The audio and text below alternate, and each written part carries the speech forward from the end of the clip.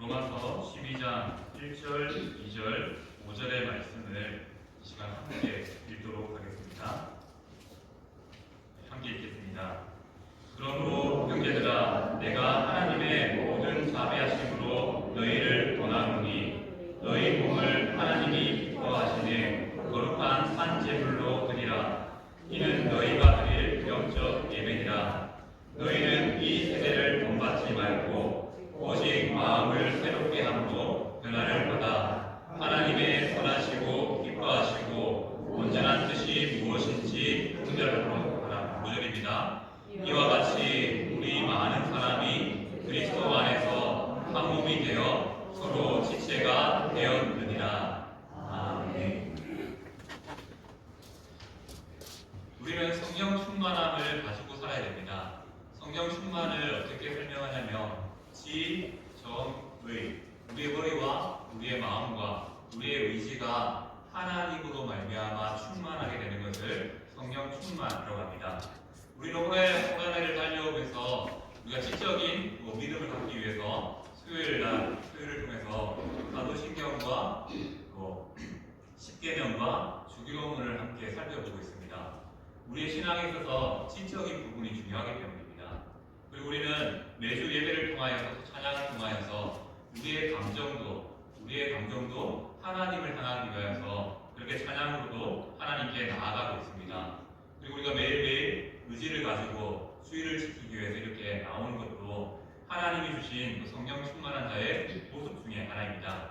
이렇게 우리의 삶은 지, 정, 의가 하나님으로 충만해서 모든 우리의 지식과 감정과 의지가 하나님을 향하기를 원하신다는 것이죠. 그리고 우리 그것이 성도의 마땅한 삶의 모습이라는 것을 말씀하고 있습니다. 오늘은 우리가 함께 로마서의 12장의 말씀을 함께 살펴보고자 합니다. 로마서는 어떤 말씀입니까? 우리가 잘 알다시피 초기의 교회, 특별히 로마에 건설된 교회를 향하여서 바울이 애타는 마음으로 쓴 편지가 로마서의 말씀입니다. 그런데 우리가 로마서를 읽다 보면 여러 가지의 마음들이 듭니다. 앞쪽의 말씀을 읽다 보면 특별히 어려워요. 왜냐하면 교리적인 내용들을 담고 있기 때문에 어렵습니다. 또 표현들이 어렵고 말들이, 단어들이 어렵습니다.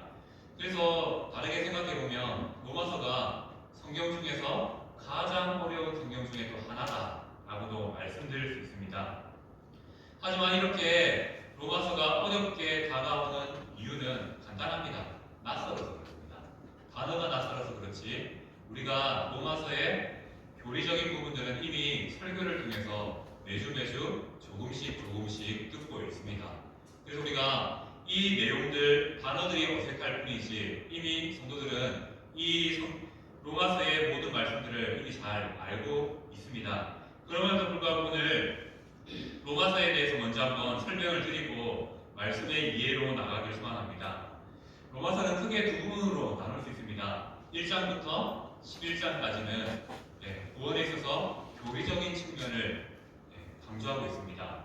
죄가 무엇인지, 구원이 무엇인지, 양자된 성도의 견인, 하나하나 우리의 삶에 필요한 그 교리적인 문제가 우리의 구원에 있어서 어떻게 나타나는지를 설명하고 있습니다. 그래서 로마서의 앞쪽 부분의 말씀을 읽으면 조금 은혜가 좀 덜 됩니다. 왜냐하면 중요한 부분이긴 한데 이해가 어렵고 또 교리라는 부분으로 다가오기 때문에 우리에게 이해하는데 조금 힘듦이 있습니다. 왜 그렇습니까? 불의, 하나님의 심판, 율법, 하나님의 의, 믿음과 언약, 의롭다 하심, 또 죄악의 문제, 또 그리스도와 함께 죽고 사는 것, 성령의 법, 하나님의 진노, 이런 단어 하나하나가 다 우리에게 어떻게 보면 조금 멀리 느껴지는 단어이기도 합니다. 그러나 앞서 말씀드렸던 것처럼 우리는 이미 여러 설교를 통해서 부분의 내용들을 잘 알고 있고 또 잘 정리되어 있습니다. 그래서 1장부터 11장까지의 말씀을 정리하면 이겁니다. 구원은 무엇인가? 라는 것에 대한 질문의 답이 로마서 1장부터 11장까지의 말씀입니다. 그렇다면 이제 12장부터 16장까지 두 부분을 나눌 때 이 부분은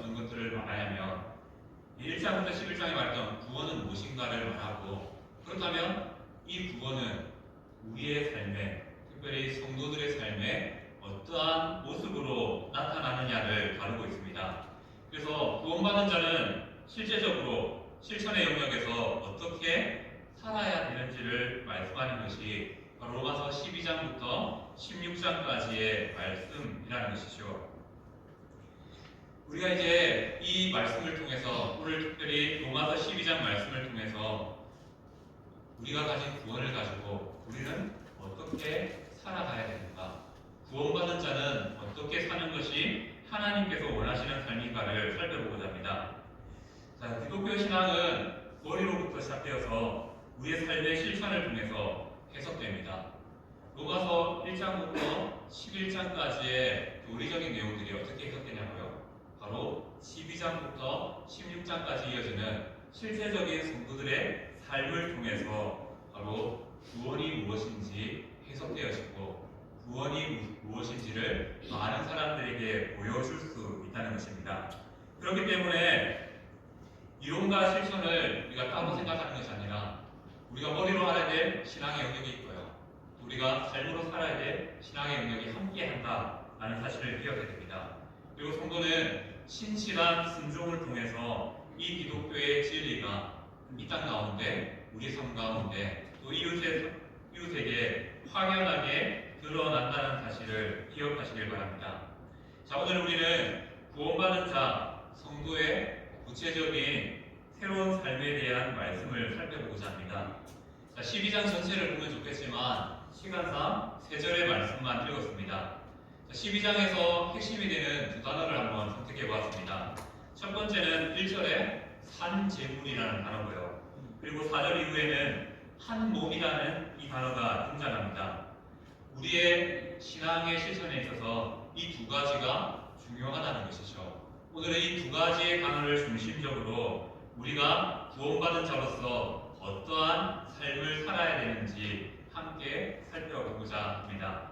먼저 첫 번째, 구원받은 성도의 삶은 어떻게 나타납니까? 거룩한 산재물이 되어야 된다라고 말씀하고 있습니다. 오늘 함께 읽었던 1절, 2절 말씀 너무나 잘 알고 계신 말씀이죠. 그리고 성도님들 중에서는 이 말씀을 암기하고 계신 분도 많을 것입니다. 자, 오늘 본문 1절 말씀은 어떠한 단어로 시작되고 있습니까? 보시면 그러므로라는 단어로 시작되고 있습니다. 그러므로라는 것이 의미하는 것이 무엇일까요? 앞에 무엇인가가 있었다는 것이죠. 그 앞에는 무엇입니까? 로마서 1장부터 11장에서 다루던 구원의 진리에 대한 설명이었습니다. 자, 우리가 이 구원이 이러한 것들을 알기에, 구원이 이러한 지식을 주고 이러한 것이기 알기 때문에, 그러므로 우리가 어떻게 살아야 될지를 12장 말씀은 우리에게 알려주고 있다는 것이죠. 이 진리를 따라 하나님의 자비하심으로 너희를 권한다라고 말씀합니다. 더 조금 알기 쉽게 정리하면 이거죠. 자, 이제까지 너희가 하나님에 대해서, 구원에 대해서 배웠으니까, 알았으니까 이제는 이렇게 살아라 라는 말씀이 바로 오늘 함께 읽었던 1절에 담긴 의미라는 것을 말씀드릴 수 있습니다. 하나님께서 구원받은 성도들에게 원하시는 것은 무엇입니까? 말씀을 따라보면 우리의 몸을 하나님이 기뻐하시는 거룩한 산 제물로 드리는 것이다 라고 말씀합니다. 또한 이것이 영적인 예배, 하나님께서 우리에게 원하시는 예배, 합당한 예배라고 말씀하고 있습니다. 하나님께서는 우리의 삶이 산제물이 되기를 원하신다는 것이죠. 산제물이 무엇입니까? 산에서 나는 것을 통해서 드리는 제물이 아니라는 것은 다 잘 아실 거고요. 살아있는 제물, 살아있는 제물로 드리다라는 것이 바로 산제물이라는 단어에 담긴 의미입니다. 자, 우리가 한번 구약의 제사를 한번 생각해 보겠습니다. 자, 우리 많은 사람들이 제사를 생각할 때 오해하는 한 영역이 있습니다. 어떤 영역이냐면요, 제사를 드릴 때 무엇을 가져다 드립니까? 곡식도 드릴 수 있지만 짐승을 데리고 가서 짐승을 하나님께 올려드립니다. 그것이 제사의 한 부분이고 핵심이기도 합니다. 그런데 이 제사를 드릴 때 이 이 짐승 누가 죽일까요? 이 짐승 누가 껍질을 벗기고 각을 펴야 될까요? 우리가 많이 오해하는 것 중에 하나가 뭐냐면 우리는 구약의 제사를 볼 때 제사장이 있으니까 제사장이 그 모든 일을 해줄 거다라고 생각하지만 구약의 제사를 정확하게 보면 그 당사자가 제사를 드리는 예배를 드리는 당사자가 짐승도 끌고 가야 되고요. 짐승도 죽여야 되고요. 짐승 껍질도 벗겨야 되고 각도 떠야 됩니다. 왜 하나님께서는 어찌 보면 이렇게 조금 잔혹한 일들을 제사로서 성도의 삶에 원하실까요? 답은 간단합니다. 이 짐승이 죽는 것을 보면서 제가 이것처럼 무섭다. 그래서 성도는 하나님 나라의 백성은 죄를 무서워하며 떠나야 된다는 것을 이 시각적인 방법을 통해서 이스라엘 백성들에게 가르치기 위해서 그렇게 요구하셨습니다. 그러면 오늘 이 제사를 생각하면서 한번 생각해 봅시다. 산제물, 송아지가 있습니다. 그 송아지를 살아있는 채로 불에 태워 하나님 올려드릴 수 있을까요? 쉽지 않습니다. 난리를 것이고요. 송아지는 또 힘이 세기 때문에 우리가 감당할 수 없을 겁니다. 그러면 왜 오늘 본문은 우리의 삶을 하나님이 기뻐하시는 산제물로 드리라고 말씀하고 있을까요? 우리가 이 산제물이 무엇인지를 이해해야 합니다. 자, 산제물 하면 우리가 떠오르는 인물이 있습니다. 아브라함이 이삭을, 자신의 아들을 살아있는 채로 하나님께 드렸습니다. 그렇다면 하나님께서 산제물로 드리라는 것은 인신제사를 드리라는 것을 의미할까요? 아님을 잘 아실 겁니다. 오늘 본문에 말하는 산제물은 무엇을 의미합니까? 우리가 성경을 통해서 잘 알고 있는 한 분이 있습니다. 산제물로 하나님께 드려진 한 분을 우리는 너무나 잘 알고 있습니다. 누구일까요? 바로 예수 그리스도이십니다. 히브리서 9장 23절 26절 말씀을 보면 바로 예수님께서 우리를 위하여서 친히 산제물이 되셨다라고 고백하고 있습니다. 그 산제물이 있었기에 우리의 삶이 깨끗함으로 완전히 달라진 변화로 살아갈 수 있다는 것이죠. 오늘 본문에서 우리의 몸을 하나님이 기뻐하시는 거룩한 산제물로 드리라는 것은 이러한 의미가 있습니다. 예수님이 우리를 위해서 산제물이 되셔서 우리에게 구원의 은혜를 베푸신 것처럼 성령을 주셔서 새 생명이 되게 하신 것처럼 우리의 삶이 하나님으로 충만한 삶, 그 삶으로 살아가라라는 것이 우리에게 원하시는 산제물에 담겨진 의미입니다.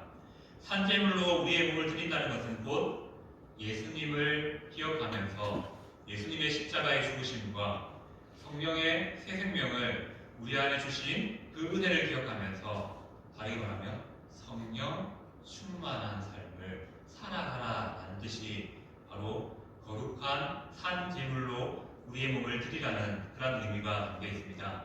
그리고 우리가 기억할 것은 이 하나님의 명령은 하나님이 기뻐하시는 거룩한 산제물로 드리라는 이 말씀은 단회적이지 않습니다. 계속 우리의 삶을 통해서 지속적으로 나타나야 될 그러한 명령이라는 것이죠. 바로 지속적인 헌신을 요구하고 있습니다. 쉽게 생각하면 좋습니다. 우리가 한 번 은혜 받으면 그 은혜가 평생 가져가요. 또 때에 따라 공급해 주시는 하나님의 은혜가 필요합니다. 이와 마찬가지로 은혜는 단회적으로 우리의 삶에 일어나는 것이 아니라 우리의 삶에 지속적으로 공급해야 되고 지속적으로 찾아가야 된다는 것입니다. 그러므로 하나님이 기뻐하시는 거룩한 산제물을 드리라는 것은 이러한 의미가 있습니다. 우리의 삶은 매일매일 하나님의 은혜의 충만을 구하며 살아가는 삶, 하나님의 은혜를 바라며 살아가는 삶이 필요하다는 것이죠. 그 삶을 살아가라는 것이 바로 오늘 본문 1절에서 담고 있는 그런 의미입니다. 늘푸른교회 성도님들, 우리의 몸을 하나님께서 기뻐하시는 성령 충만한 모습으로 드리기를 소망합니다. 그리고 하나님이 원하시는 그런 삶을 살아가시길 소망합니다. 이것이 무엇이라고요? 하나님이 원하시는 예배, 영적인 예배라고 말씀하고 있습니다. 우리는 날마다 하나님의 은혜를 구하고 살아가야 한다는 것이죠. 바로 이것이 구원받은 자의 새로운 삶의 모습이라는 것입니다. 우리는 하나님의 구하심을 따라서 우리의 몸을 산제물로 드려야 됩니다. 그런데 이 산제물이 어떠한 산제물입니까? 산제물 앞에 붙는 단어가 있죠. 거룩한 산제물로 드리라고 말씀합니다. 그렇다면 우리의 삶이 거룩한 산제물이 되는 방법은 무엇일까요? 2절 말씀을 보면 이렇게 말하죠. 이 세대를 본받지 말라라고 말씀합니다. 바로 구원받은 자의 새로운 삶의 모습은 이 세대를 본받지 않는 삶, 오직 마음을 새롭게 함으로 변화를 받아 하나님의 온전한 뜻이 무엇인지를 분별하며 살아가는 삶이라고 말씀하고 있습니다. 바로 1절에 거룩한 산제물이 되는 것, 거룩의 명령이 우리에게 주어진 두 번째 삶의 모습이라는 것을 말씀하고 있습니다. 자, 성도님들 기억하십니까? 거룩이 무엇이라고 말씀드렸습니까? 구별되는 것, 또 하나님과의 관계가 두터워지는 것을 거룩이라고 말씀드렸습니다. 맞습니다. 거룩은 다르다는 것이죠. 다르기 때문에 구별되었다는 것을 의미합니다. 그런데 우리가 교회 다니고 교회 안 다니고가 거룩을 설명하지 않습니다. 그리고 나는 무엇을 하고 무엇을 하지 않고가 거룩을 설명하지 않습니다. 여기서 말하는 다르다는 이 표현은 우리가 믿지 않는 사람과 신분적으로 완전한 다름을 입었다, 존재의 변화가 입혀졌다라는 것을 의미하는 것이 거룩, 이 세대를 본받지 말라는 거룩의 합당한 말이라는 것이죠. 거룩하다는 말은 바로 그 거룩하다는 말의 참된 의미는 내가 예수님 때문에 그 믿음 때문에 완전히 달라진 존재가 되었다는 것이죠.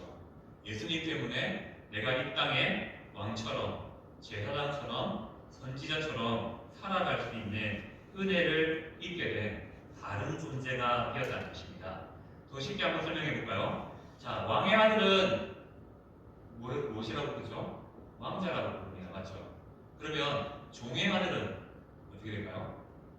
우리가 지금 종이 없는 시대를 살기 때문에 잘 모를 수 있겠지만 종의 아들은 자연스럽게 종이 됩니다. 왕의 아들은 왕자의 삶을 살아가지만 종의 아들은 아버지처럼 또 종의 삶을 이어가게 되어 있습니다. 바로 이 변화를 설명하기 위해서 이렇게 말씀드리는데 우리의 신분의 변화가 무엇입니까? 이전에 예수님을 모를 때는 죄의 종으로서 그 죄의 값에 따라 사망을 향해 달려가는 그런 안타까운 삶을 살았습니다. 하지만 우리에게 찾아오신 예수님을 말미암아 그 예수님을 믿음으로 말미암아 우리는 하나님의 자녀가 되는 신분의 변화를 경험하게 되었습니다. 죄의 노예가 하나님 나라의 자녀, 왕이신 하나님의 자녀가 되었다는 것이죠.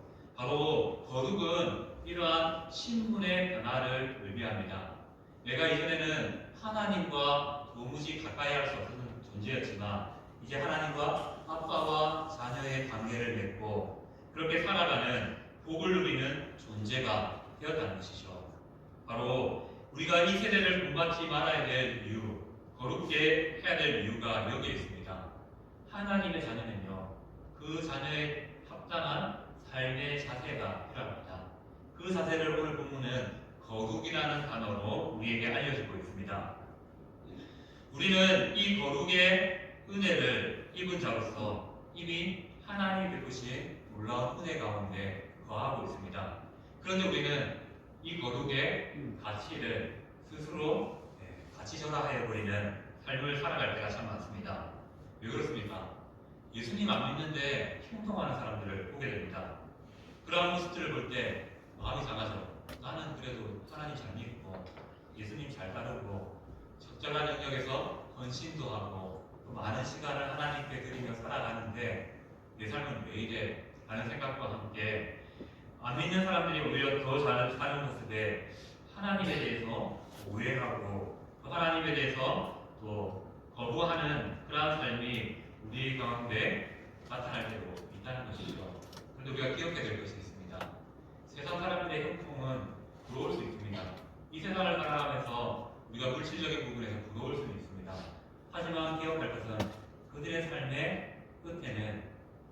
생명이 없다는 것입니다. 하지만 조금 우리가 부족함을 살아갈 수 있고요. 남들보다 가지지 못하고 또 외롭고 또 그런 모든 사람들을 살아갈 수 있지만 우리의 삶에는요 끝에 가면요 생명이 있습니다. 왜요? 우리가 예수님의 구원으로 말미암아 존재의 변화, 하나님의 자녀로의 변화를 입었기 때문입니다. 그렇기 때문에 우리는 이 변화의 은혜를 기억하면서 오히려 이 땅을 살면서 하나님의 자녀답게 살아가는 그런 결단과 삶의 모습이 필요하다는 것이죠. 바로 이것이 하나님이 구원받은 자의 삶에 원하시는 모습입니다. 내가 변화되었다. 내 존재가 이전에는 죄에 묶여 있었지만 하나님의 자녀가 되었다라는 것을 생각하며 그 아버지 되신 하나님께 구하며 얻어가며 사는 삶이 우리에게 주신 구원받은 자의 새로운 삶의 모습임을 말씀하고 있습니다. 또 세 번째, 오늘 본문을 통해서 구원받은 자의 새로운 삶의 모습을 이렇게 말합니다.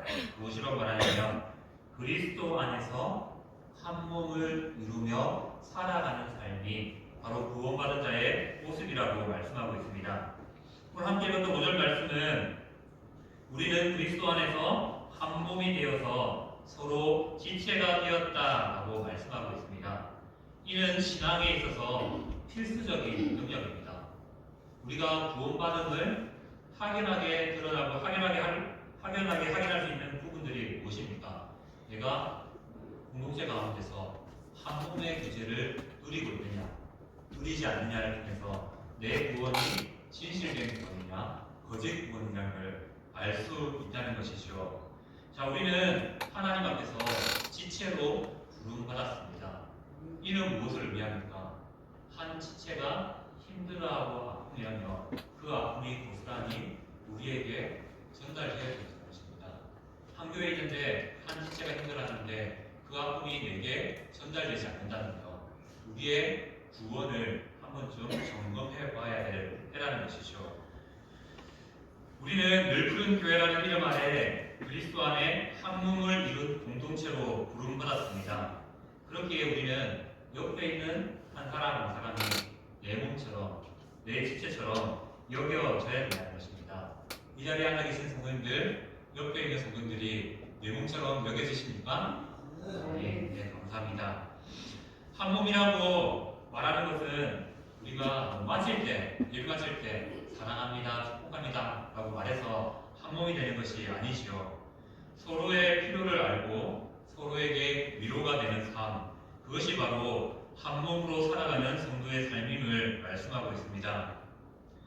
그리고 오늘 읽었던 말씀 이후의 말씀들을 보면 이제 우리가 성도의 삶으로서 한 몸 된 삶으로서 어떻게 살아야 될지를 말할 때 한 단어로 요약됩니다. 바로 이웃을 사랑하는 삶, 성도를 사랑하는 삶이 바로 우리가 구원받은 자의 새로운 삶의 모습이라는 것을 말씀하고 있습니다. 그래서 이후의 말씀들을 보면 하나님께서 각 사람에게 능력들을, 은사들을 주셨다. 그래서 어떤 사람은 자신의 은사를 따라 가르치는 자로, 또 어떤 사람들은 성도를 돌아보는 자로, 어떤 사람들은 기도하는 자로, 또 각종 봉사의 자리로 부르셨다라고 말씀하고 있습니다. 그 은사를 주시는 것은 바로 하나님께서 구원을 베풀어 주심을 통해서 우리 교회를 통하여서 한 몸을 이루게 하시는 일이라는 것을 말씀하고 있습니다. 교회는 개인의 개성을 초월하여서 연합을 이루는 곳이 되어야 됩니다. 다른 사람에게 하나님의 은혜로 임한 은사를 존중해야 되고요. 또 그렇게 할 때 우리의 교회가 든든히 세워질 수 있다는 것이죠. 그리고 늘푸른 교회의 성도라면 늘푸른 교회에 속한 한 성도 한 성도들 향한 관심과 사랑이 필요하다는 것이죠. 하나님께서 구원을 받은 우리에게 너 혼자 하나님 잘 믿고 살아가라가 아니라 구원을 베푸심을 통해서 이제 너만이 아니라 같이 살아가는 삶이라는 것을 말씀하고 있습니다. 그리고 그 삶의 말씀들이 12장부터 로마서 12장부터 16장까지 계속 반복적으로 말씀하고 계십니다. 자, 우리 교회가 한 몸의 교회가 되기 위해서 건강한 공동체가 되기 위해서 필요한 것이 무엇이겠습니까? 바로 사랑이라는 단어로 설명되는 것입니다. 특별히 우리 성도들 전체가 신방의 사역에 동참하는 그러한 건강한 교회가 되기를 소망합니다. 이 말을 조금 풀까요? 바로 한 지체가 아플 때 우리의 관심이 그 지체를 향하기를 소망합니다. 또 한 지체가 어렵습니다. 그 어려움에 외면하는 것이 아니라 함께 손잡고 기도할 수 있는 공동체가 되어야 된다는 것입니다. 이것이 바로 구원받은 자에게 나타나는 새로운 삶의 모습이라는 것입니다. 우리의 구원이 거짓되지 않기 위해서 가장 필요한 것은 바로 옆에 가까운 지체를 향한 우리의 태도가 어떠하느냐에 따라서 나타난다는 것이죠. 왜 계속 몇 주간 이러한 말씀을 전달하는지 아시겠습니까? 우리가 이제 한 해를 마무리하면서 새로운 한 해를 준비하고 있어서 가장 필요한 것이 무엇입니까? 작은 교회가 경쟁력이 있으려면 하나가 잘 돼야 됩니다. 그 하나는 바로 한 몸의 교제를 이루는 겁니다. 우리가 서로를 더 품고 더 사랑하고 더 섬기며 나갈 때 이 작은 교회는 하나님 주신 소망으로부터 올라서 가까운 이웃들을 사랑으로 불러들일 수 있는 힘을 얻을 수 있습니다. 그런데 이 작은 교회가 사랑을 잊게 되면요, 결국 더 힘을 잃어서 안타까운 소식들이 전달되는 그러한 교회가 될 수밖에 없습니다. 그래서 우리가 다시 한 번 더 힘을 내자, 다시 한 번 더 하나님 주시는 힘을 구하자는 그런 취지로 이러한 말씀들을 좀 반복적으로 살펴보고 있습니다. 이 시간 말씀을 마무리하면서 한번 우리의 삶을 생각해 봅시다. 우리가 예수 그리스도의 구원을 받은 자로서 우리의 삶에 필요한 것이 있습니다. 첫 번째는 무엇입니까? 내가 연약하기 때문에 매일매일 지속적으로 반복적으로 하나님의 은혜를 구하는 삶이 필요합니다. 언제보다 그 때보다 예배에 힘써야 되겠고요. 개인의 경건의 자리에 힘써야 할 것입니다. 그리고 이러한 모습을 통해서 우리는 이 세대를 본받지 않는 거룩을 추구해야 됩니다. 거룩이 무엇이라고요? 내가 하나님의 자녀라는 사실을 깨닫고 그에 합당한 모습으로 살아가는 것이라고 말씀드렸습니다. 이걸 조금 더 구체적으로 말하면요, 우리가 한 교회를 통해서 한 몸의 교제를 이루어야 된다. 지체해야 된다는 것을 기억하면서 바로 한 몸의 교제를 이루는 삶이 구원받은 자의 새 생활이라고 말씀드립니다. 이 시간 우리의 삶에 그럴 때보다 간절함이 있었으면 좋겠습니다. 어떤 간절함입니까? 하나님으로 충만해지는 간절함이 있었으면 좋겠습니다. 그리고 그 간절함에 하나님께서 분명히 반드시 은혜를 더하여 주실 것입니다. 그러면요, 이후에 거룩과 한 몸의 교제는요, 자연스럽게 우리의 삶에 따르게 될 것입니다. 그래서 우리가 오늘 정말로 구해야 될 것은 내 안에 사라졌던, 내 안에 잠시 멈춰진 하나님이 베푸시던 그 은혜, 교회 나왔는데 기뻤던 그 순간들, 정말로 행복했던 그 순간들이 회복되어야 될 것입니다. 이 일을 위해서 함께 기도함으로 또 새해를 준비할 수 있는, 우리의 삶을 준비할 수 있는 성도님 되시기를 축복합니다.